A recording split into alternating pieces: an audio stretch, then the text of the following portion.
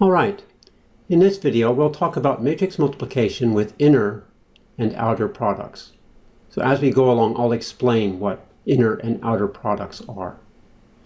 In the last video we talked about the practical meaning of a matrix, how a matrix expresses a linear relationship between inputs and outputs. I gave this example of bread, milk, and eggs, and three shoppers, Mary, Joseph, and Dana. And the three shoppers buy different amounts of bread, milk, and eggs, and those amounts are represented in this matrix. So the amount of money that Mary, Joseph, and Dana spend can be found based on the prices of bread, milk, and eggs by this type of relationship, by the matrix multiplied by this vector. And we see the relationships here. The 10, 3, 6 relates to the three lines into Mary. The 5, 12, 9 relates to the three lines into Joseph, and so on. And the column vectors relate to the lines out of each input. So the rows relate to the outputs. The columns relate to the inputs. All right.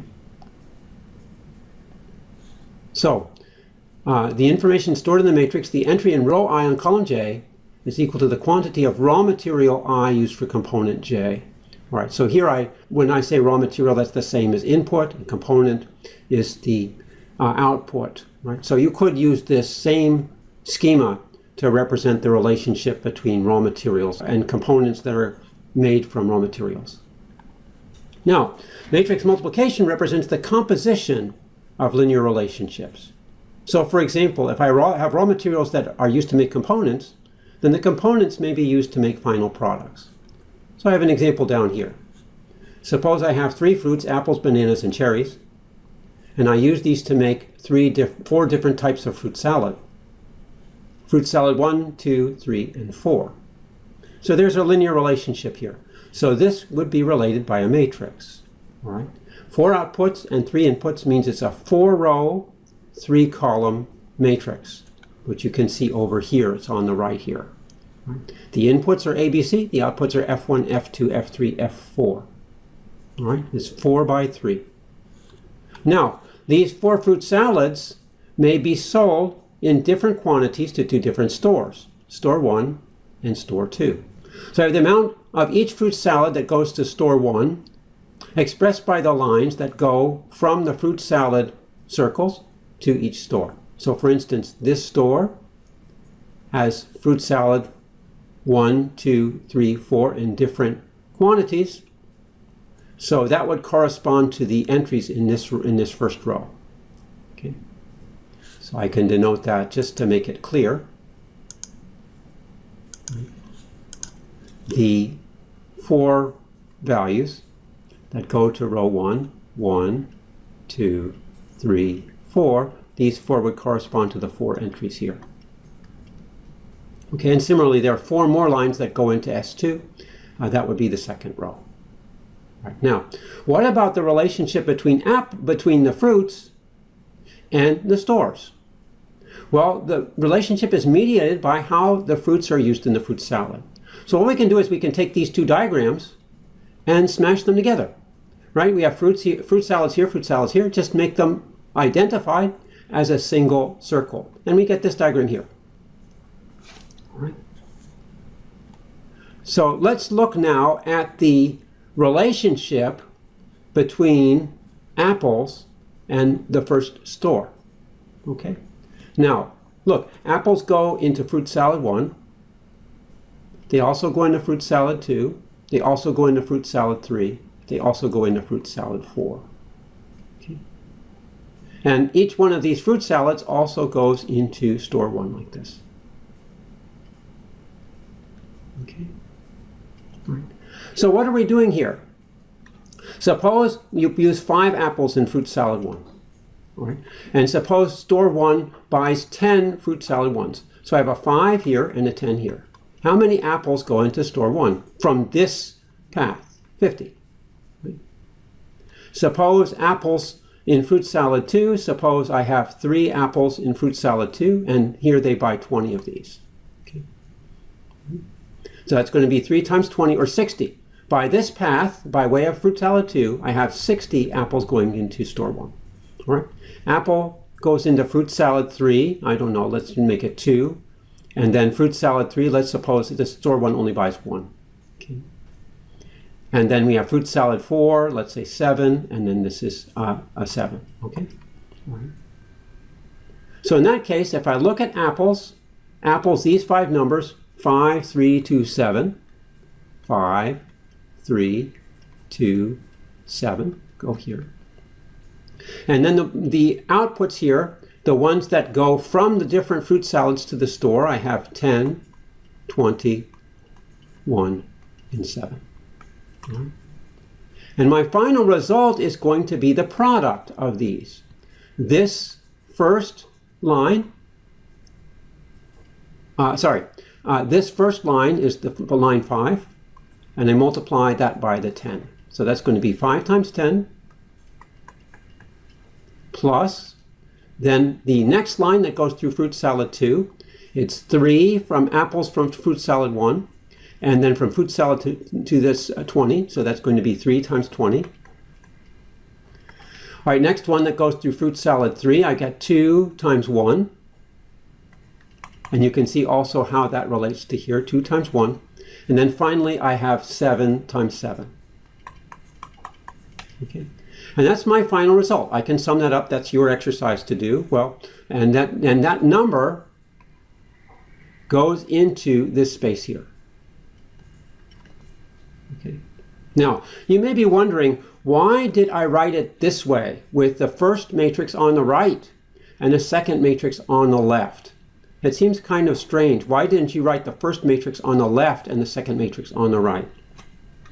Well, there's a historical reason for that, and also a practical reason. The composition is from right to left. If you write functions, we are used to writing functions like f of x, g of x, right? Now what I'm doing is I'm applying 2 functions one after the other. First, I'm applying the function that goes from fruits to fruit salad.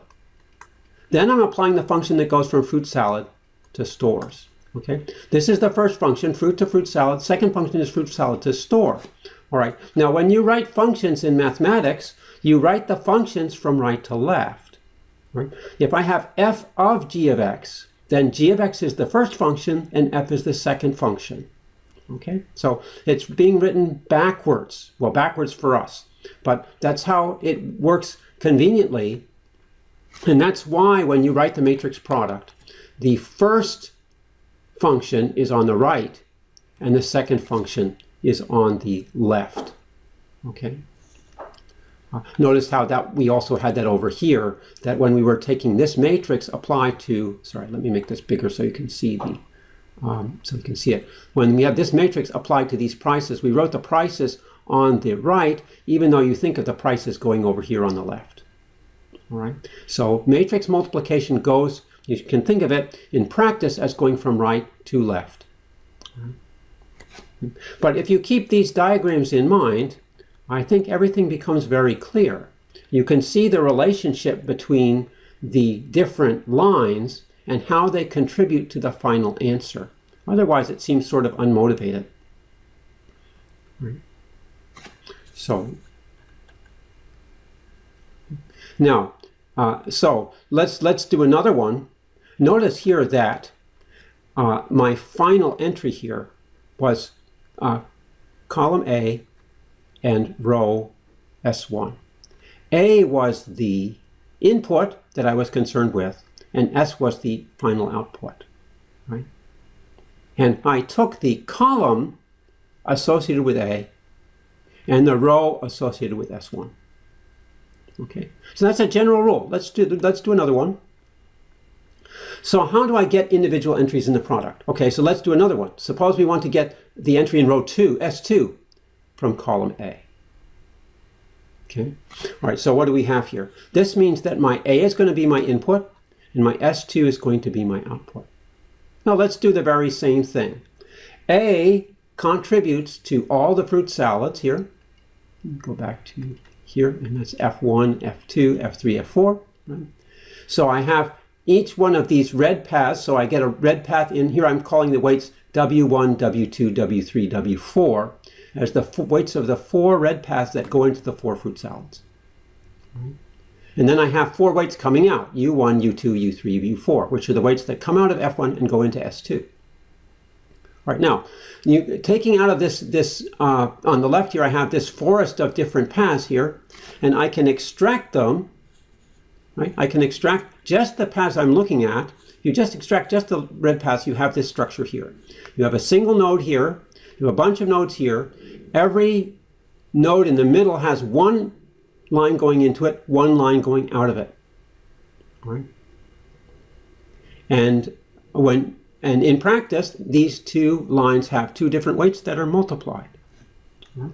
So let's fix that a little bit. Okay. So if I want to get the influence of this input node Apple on this store2, what I do is I take the product, W1 times U1 plus W2 times U2 plus W3 times U3 plus W4 times U4. All right. Now, with a little practice, you don't need these diagrams to tell you what you need, but I think it really does help to tell you how the matrix entries work. So that final result, W1, U1 plus W2, U2 plus W3, U4 plus well, I said it wrong, but W1, U1 plus W2, U2 plus W3, U3 plus W4, U4. That's what goes in the entry in row S2, right? In row S2 and column A. Okay. So you can fill all the matrix entries this way. So the S2A entry, so when I say S2A entry, I mean the S2A, the S2 is the row and the A is the column. This entry calculation can be represented as a multiplication of a row vector times a column vector. The row vector is associated with a single output S2, and the column vector is associated with a single input A. Now this is called the inner product of these 2 vectors. Right? I have a row vector, inner product with the column vector, which is the outputs. So in this case, if I was taking the row S2 and I was taking the column A, I would take this row, S2, and multiply by this column.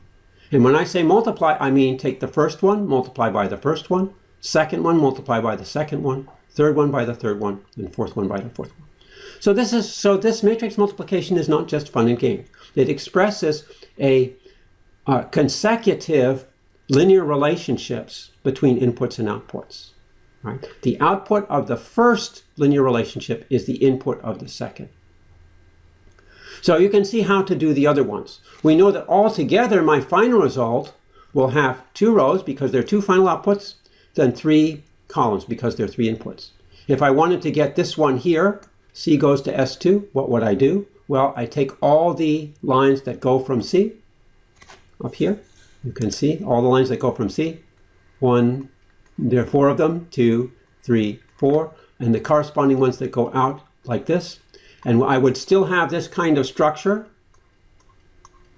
Okay. 1, 2, 3, 4. It still has the very same structure. And I'm going to take the sum of 4 products. Okay. So I can think of this entire matrix in terms of several inner products. I could draw a diagram for each one of these inner products. And of course, this in this case would be C. And then this would be S. I think I was doing S1. Was I doing S1? Yes, I was doing S1. So that would give me this entry here. All right?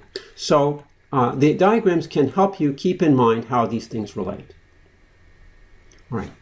So as I said here in general, that if I have an output S2, input A, then A has the weights W1, W2, W3, W4, outputs U1, U2, U3, U4. This corresponds to this diagram up here where I have the W's here and the U's here.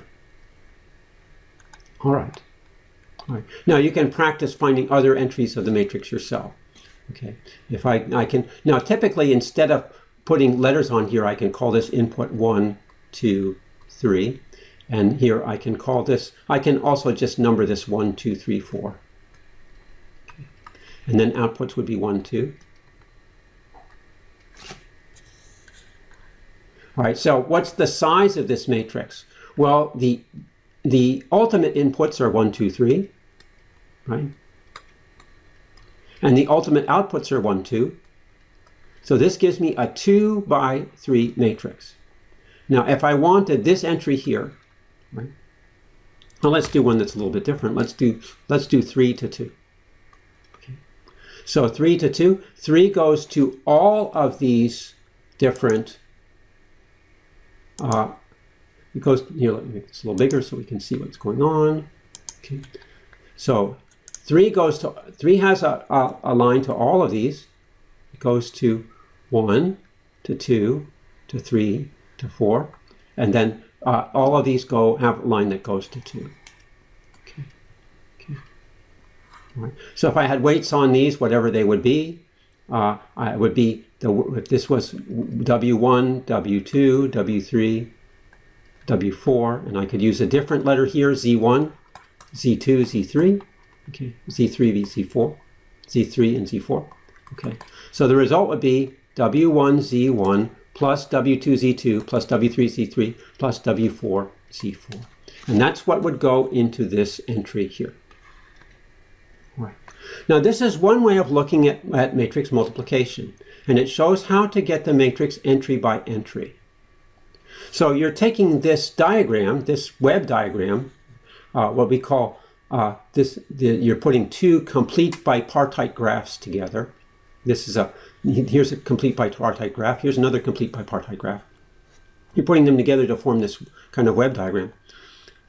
By the way, it's interesting that in the subject of neural nets in machine learning, you have the very same diagram. These diagrams appear in lots of places. In food webs, in ecology, you get similar diagrams. Very important type of mathematical structure. Okay. All right, now, alternatively, here, let me make this smaller so you can see what I'm doing. Okay. Okay. Alternatively, the matrix diagram can be decomposed according to the intermediate states, i.e., highlight all the paths that pass through a given intermediate state. Okay, so let me go ahead and do that. So I'm going to grab something here. I think I'll just grab this diagram. Here, let me make myself a little more space. Okay, and we'll put it here. All right. Now, let me look at all of the lines that pass through this intermediate state. So what are they? Well, I have a line from each input. Okay. Now notice I'm doing something different. Before I was looking at one input and finding all the lines out of that input. Now I'm looking at all the inputs into this particular intermediate state. And I'll label these as 1, 2, 3 again. And this is 1, 2, 3, 4. Of course, I can distinguish these because these are the inputs, these are the intermediate states, and these are the outputs. Right. Now from this state 1, I also have 2 lines coming out. Okay. All right, now how to represent this? Well, here I've got, I'll do my weight 1, again, weight 1, weight 2, weight 3. And then here I've got my output weights. This pen is too thick. I'm going to thin it a little bit so it doesn't look so nasty. I don't know how I ended up with red, but it's all right. We'll manage. And let's call these output weights. I'll just call this V1 and V2. That's fine. Okay. All right, now, how do I arrange these W1, W2, W3? Well, I have a single output and 3 inputs. Right? My single output is 1. Okay. And I have 3 inputs, 1, 2, 3. Okay. Now remember, this is how I represent a linear relationship. I put the outputs out here and the inputs in here. So these are the initial inputs, and this is the initial output. Okay. Now what about the second one? In the second one, I'm using this 1 here as an input, and I have 2 outputs. Right? So I have 2 outputs, And this is my out 2.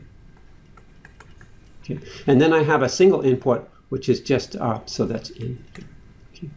So what I have here is a column, is a single column. So what I essentially have is a column times a row. Now I can think of this column as a vector, or I can think of it as a matrix with a single column. Okay. Right. So notice this is different from the inner product. For the inner product, I had a row times a column. Right? And when I do that, I would take the first times the first, plus the second times the second, plus the third times the third, plus the fourth times the fourth. But now I have a column times a row. Now what does that give me? Well, you can see how this works. Each one of these products contributes to a different element of the final matrix. Right? The final matrix has two outputs and 3 inputs.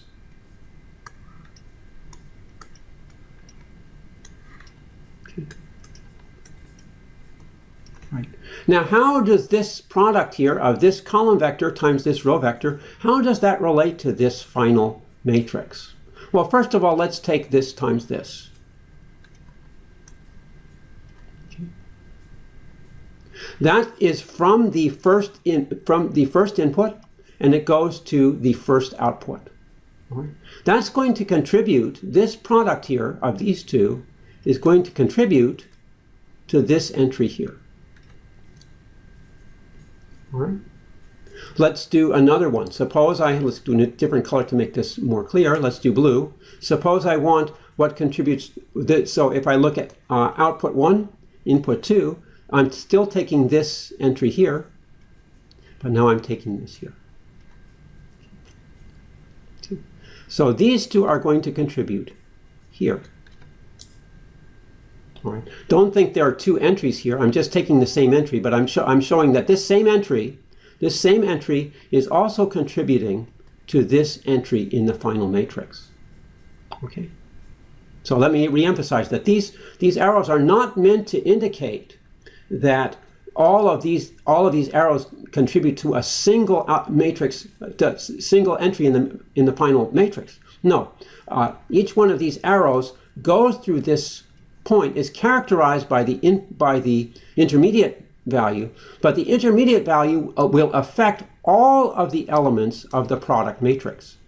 I'm just isolating the effect of this intermediate state on the total matrix. Okay. So let me show how this would work out. If I did have if I gave letters to these things, so let me go back to my here. So suppose I gave letters to this, and I called this W1, W2, W3, and then this would be, we'll call this V1, V2. Okay, all right. Now let me label those. Yeah, W1, W2, W3, V1, V2. Okay. So what's the result of this product? Well, this contributes in the first entry, V1, W1. That's this well, it's this input and this output. Okay. So it's in the first row, first column. All right. Now, if I want to get the second entry here, this is going to be this input, W2, and the first column. So this is V1, W2. Okay. If I want to get this entry here, it's going to be the third input and the first output. That's V1, W3. Okay. All right, and then if I want the second row, similarly, instead of V1, I have V2. V2, W1, V2, W2, and V2, W3. Okay? Okay. All right. Now, each intermediate state, in this I have 4 intermediate states, corresponds to the matrix product of a column vector times a row vector. The matrix product of a column vector times a row vector is called an outer product. Notice the inner product is a number, the outer product is a matrix. All right, and here's the punchline. Every matrix product is the sum of the outer products associated with the intermediate entries. Every matrix product is the sum of the outer products associated with the intermediate entries. Right? This outer product here that I made related to the first intermediate state. There's also an outer product related to this intermediate state. And that's going to involve a completely different set of lines. Right? It's going to involve the lines into state 2 and out of state 2. Right? Into state 2 and out of state 2. Right? None of these lines overlap these lines here.